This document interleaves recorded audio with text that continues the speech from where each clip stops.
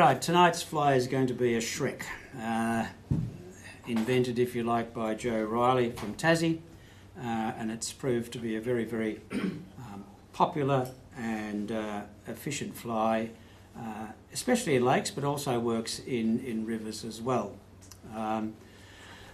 It does appear in the 10 most used flies in Australia, and it's a fly that streamer fly that is usually in most competition anglers' boxes, especially when they're fishing on lakes.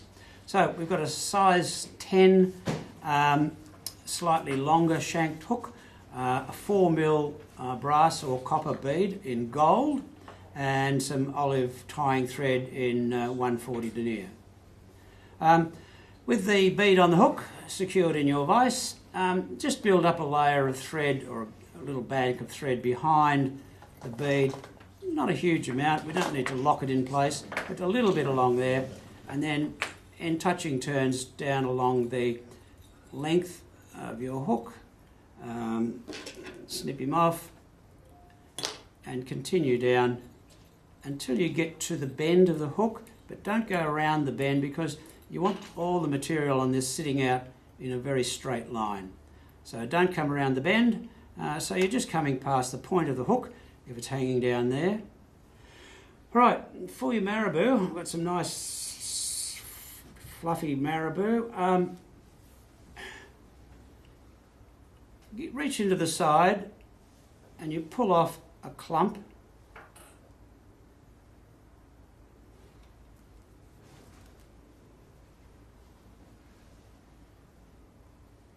Not quite enough, I'll grab a little bit more.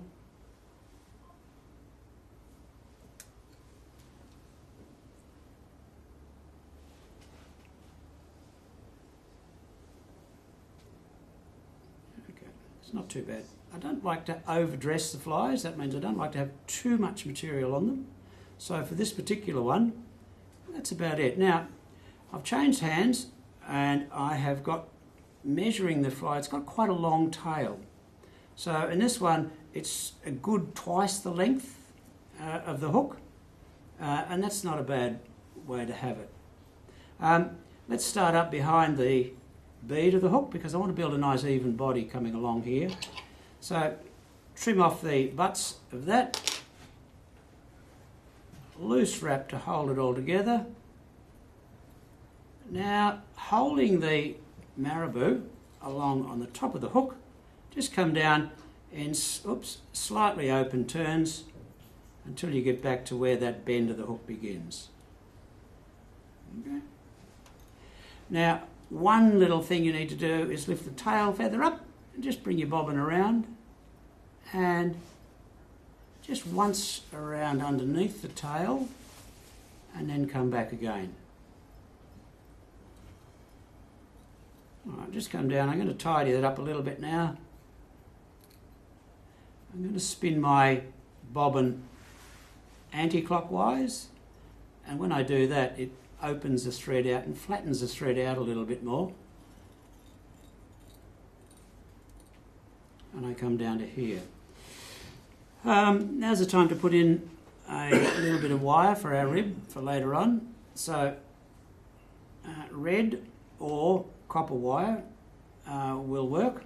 So just tying that in. And then come up, keeping it on the top of the shank of the hook. And then come back.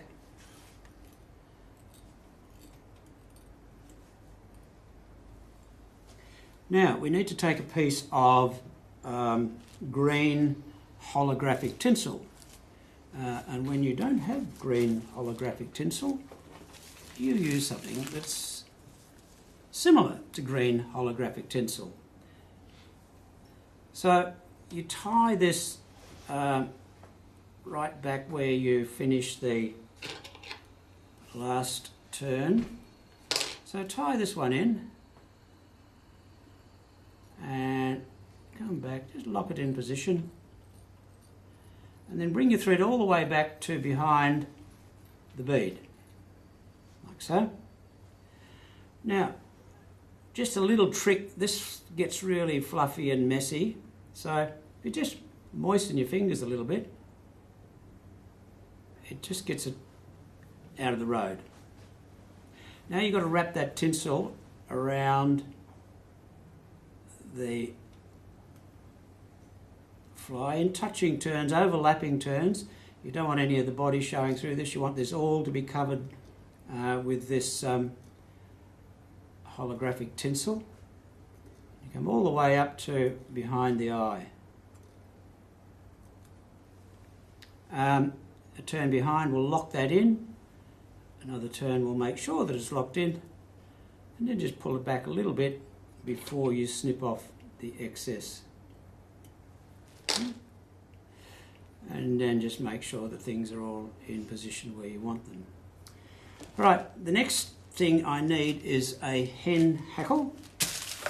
And the hackle we're going to be using for that is off a dyed green or dyed olive hen hackle.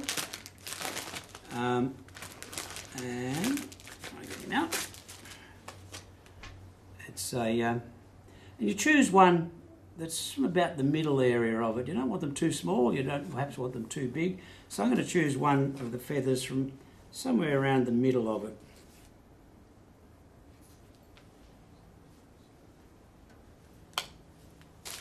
Okay, so it's that long. Okay. Now the fluffy bits down the bottom, as with most feathers, we don't use those, so you can just trim those off or pull those off until you've got a piece that's sort of like that. And when you pull those back, I'll take a little bit more off because there's still a little bit of fluffy stuff down there. Now I'm going to tie this one in. I'm going to tie it in, they've got a curve, so I'm going to tie it in with the curve facing me. So I'm going to tie that in at the front. Oops. Tie that in at the front.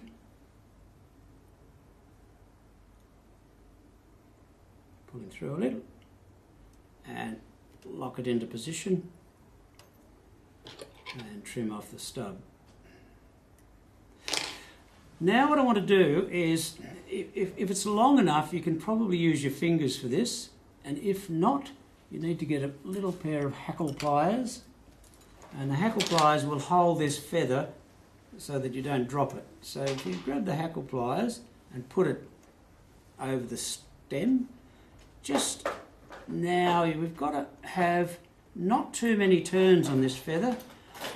I'm going to say if you can get only in really open turns, maybe 4 turns. That's 2. That's 3. All right. As I said, there's a couple of tricky parts to this. Guess what? This is one of them. The next tricky part, now I've wound that back all the way to near the end. I might get one more in. No, I won't risk it. I'll just slide that back down a little further.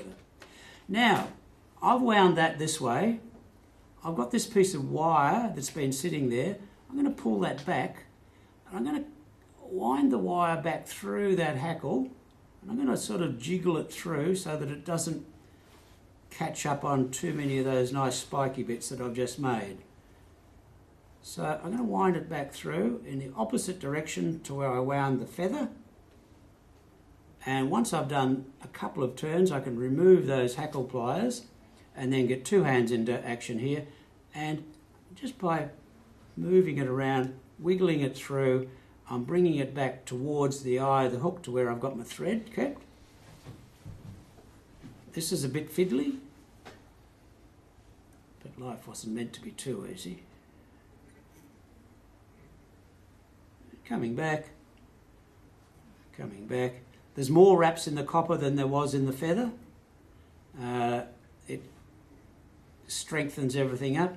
Now when you get to the end here and you come in, the last one should just be in behind the bead. That should really push the bead forward as well. Now we're winding in different directions, so what I like to do in the first couple of wraps is change the direction by wrapping the thread around that wire, and now I'm winding the thread in the opposite direction that I originally did. So I do a few turns that way, Then I come around behind the copper again, or the wire, and then I wind it back in the correct way. That little step's not essential. I just found that when you have to helicopter the wire off, by winding it in a couple of directions, it really just helps you to wind it back. Now you've got to stroke all those little hackles back. Finish off behind the head of the fly, behind the bead. Come in, remove that stub of that one. Whip finish. Now, whip finish, or this is a great tool, biro, half hitch. It fits over a big bead. Oops. And if you have trouble using a whip finishing tool, a biro with a fairly large eye in it works a wonder. Snip it off, and there is your Shrek. Easy squeeze.